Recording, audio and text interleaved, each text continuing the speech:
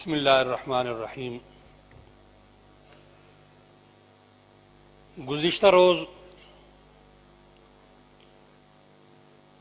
بھارت میں حکومتی party B J پی کے ترجمان نے جو نبی علیہ السلام کے شان میں گستاخی کی ہے، انتہائی مسلمانوں کو دکھ پہنچی ہے۔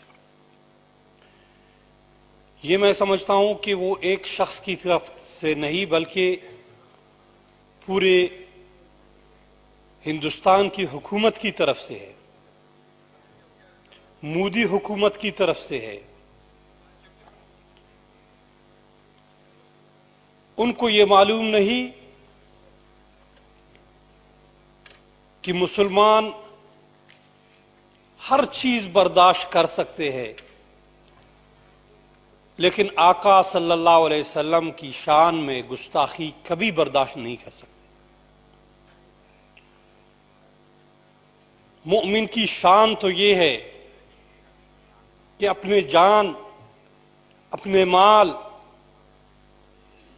والدین اور بچوں سے بھی زیادہ نبی علیہ السلام کی ذات سے محبت کرتے ہیں، اس کی عزت کرتے ہیں، اسے عزیز رکھتے ہیں۔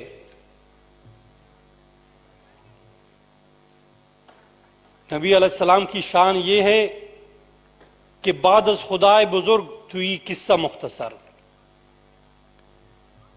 کہ اللہ کی ذات کے بعد وہی سب سے محترم بشان شخصیت ہے۔ اس کی جتنی بھی مذمت کی جائے، اس گستاخی کی میں کہتا ہوں کم ہے۔ آج پوری دنیا میں مسلمان سراپا احتجاج ہے۔ عرب ممالک میں ان کی مصنوعات سے بائیکاٹ کیے جا رہے ہیں۔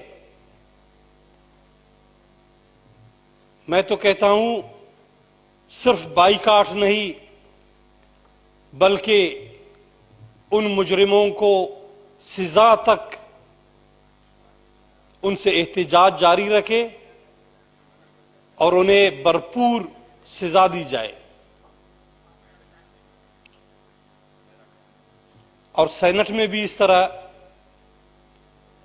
احتجاج کے لیے بل پاس ہوا، اور یہاں اسمبلی میں جناب عباسی صاحب نے بھی یہی جمعہ کی نماز کے بعد پارلیمنٹ ہاؤس سے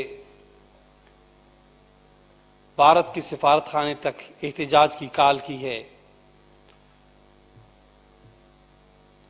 میں کہتا ہوں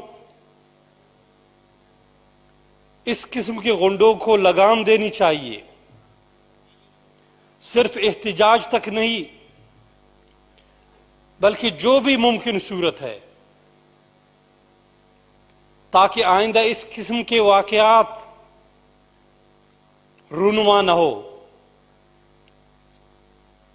اور گزشتہ حکومت میں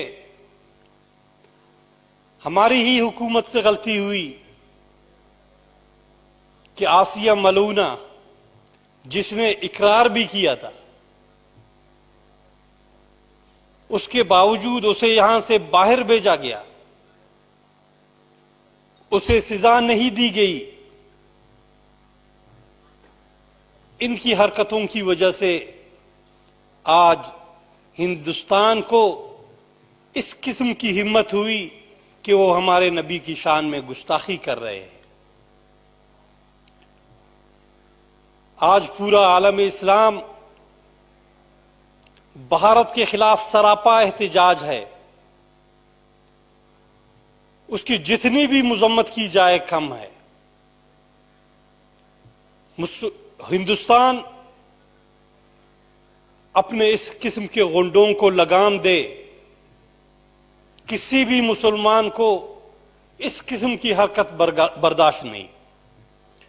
اور دوسری بات جناب اسپیکر صاحب، کچھ دن پہلے عمران خان نے ملک کے بارے میں جو غلط بات کی کہ 3 حصوں میں تقسیم ہوگی. یہ اقتدار کے ہوش میں اس قسم کی باتیں کر رہے ہیں. اس کی جتنی بھی مذمت کی جائے وہ بھی کم ہے. میں تو صرف اتنا کہوں گا، اگر یہ بات کوئی اور کہتا تو آج وہ غدار ہوتا، اور اگر کوئی بلوچ ہی کہتا تو شاید وہ لاپتہ ہی ہو جاتا. بہت شکریہ جناب اسپیکر صاحب.